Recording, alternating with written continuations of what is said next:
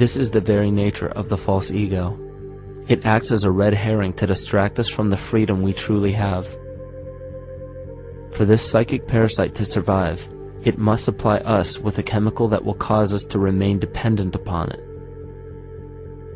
In this case, the sustenance is our conscious energy. And in order for us to feed it to the parasite, the chemical of fear causes humanity to crave protection and defense.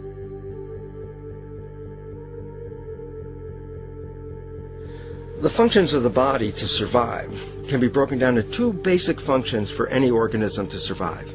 You have to be able to grow, maintain yourself, take care of your biology, but you also must be able to protect yourself, so that if you're just growing and you can't protect yourself, you'll become food for something else. So the survival involves a balance between growth and protection. Through the history of human civilization and through human evolution, we recognize that our nature is to be in a state of growth, and that our protection is only supposed to be used to, help us out of that threatening moment. You can't be in growth and in protection at the same time. So the significance is, when we see a need of protection, the stress hormones in the body shut off the blood vessels in our viscera, our gut, which is the part of the body for growth. Well, the issue is, if you took the blood from the viscera and moved it out to the arms, then you left no blood in the viscera. That means no growth. But you're ready to fight. And when your fighting is finished, then the blood returns back to the viscera and you grow again. But in the world that we live in today, it's 24/7 fear.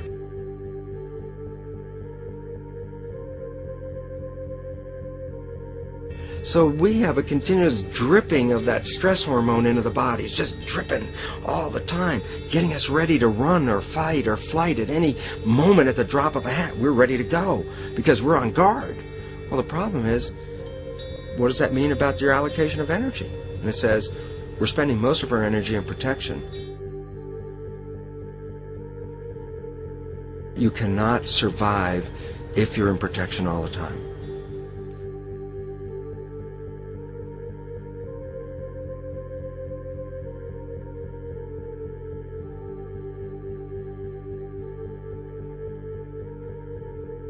And if the parasite can control the nature of the fear, it can then create a fear among us that only it can defend us against. A recent physical manifestation of this comes from Zbigniew Brzezinski, former Secretary of State who also supported President Barack Obama.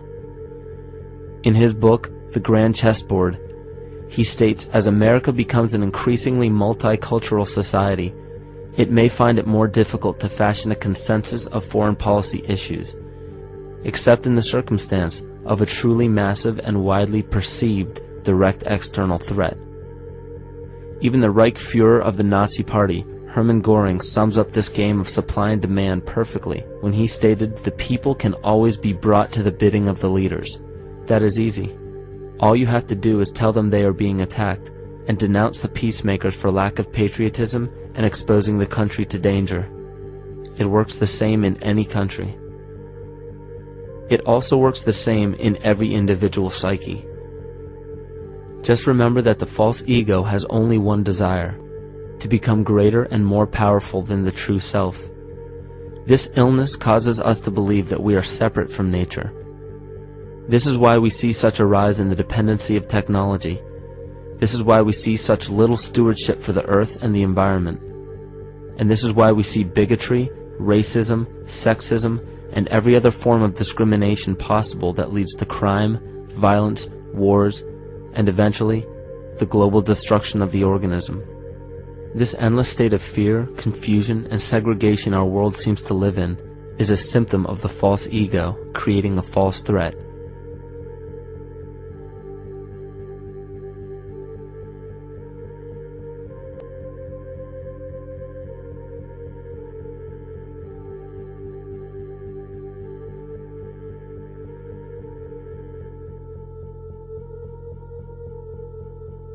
Many of the United States presidents have blood relations with each other.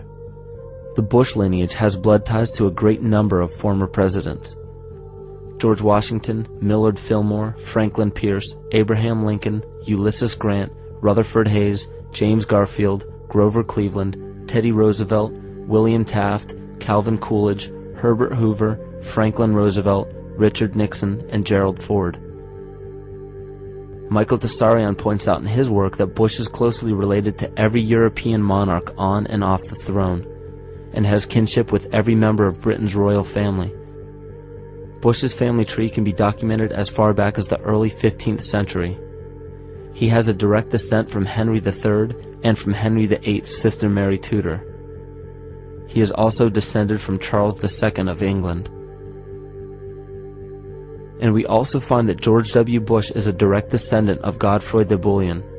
Godfrey was the first king of Jerusalem after he recaptured it from the Saracens, which was the name for the Islamic faith during the Middle Ages. It is interesting to note that the current occupation of the United States in the Middle East was re-established by the same family, George Bush Sr. in 1991, and again by George Bush Jr. in 2003. George Bush Jr. is then found to be a cousin to both opposing candidates of his 2 terms in office, Al Gore and John Kerry.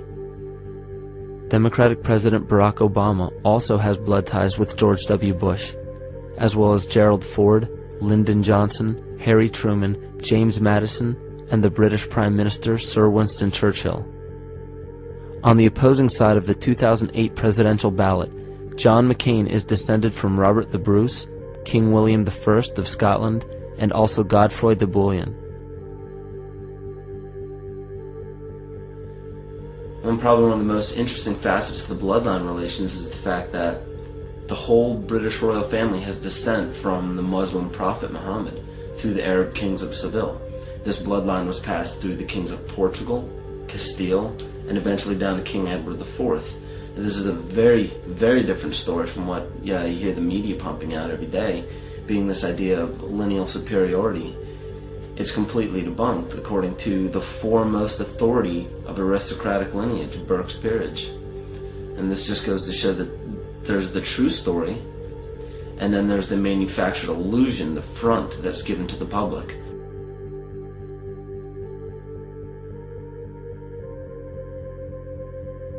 These blood ties go on and are documented thoroughly through literature such as Burke's Peerage and other comparable books.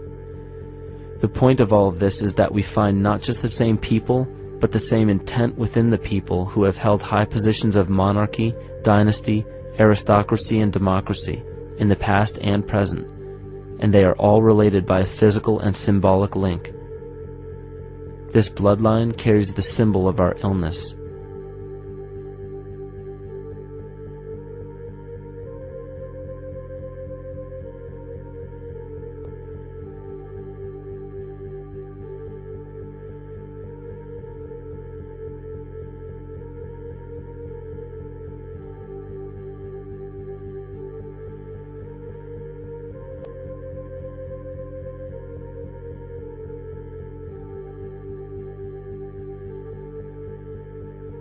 The symptoms of our psycho-spiritual illness are the wars, terrorist attacks, artificial or man-made disasters, and leader figures. As long as the people remain oblivious to their inner drives and inner nature, they will always fail to recognize why these events take place and why these figures rise to such powerful positions. The reason why we have failed for thousands of years to conquer these archetypal rulers permanently is because for thousands of years we have been fighting the symptoms of an illness and not the root cause. For every corrupt government that falls at the hands of a revolutionary, oppressed people, 2 more will rise in its place every time, because the root cause of a corrupt government does not exist in the individual leading that government. It exists within the psyche of every individual, because an unaware host to a deadly parasite will do anything to avoid accepting his own incapacity for freedom.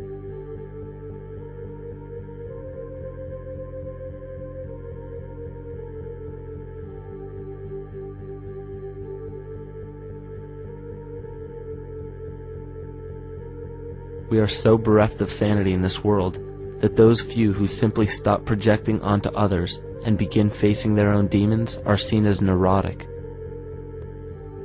An article written in the 1950s states that studies showed that individuals who had been isolated from their familiar social and cultural environment became neurotic.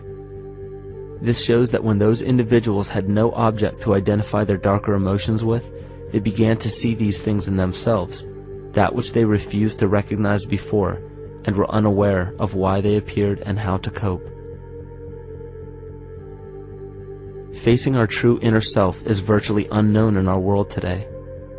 This is why no matter how many civilizations rise and fall, it is our collective consciousness that creates our governing apparatus, not individual people.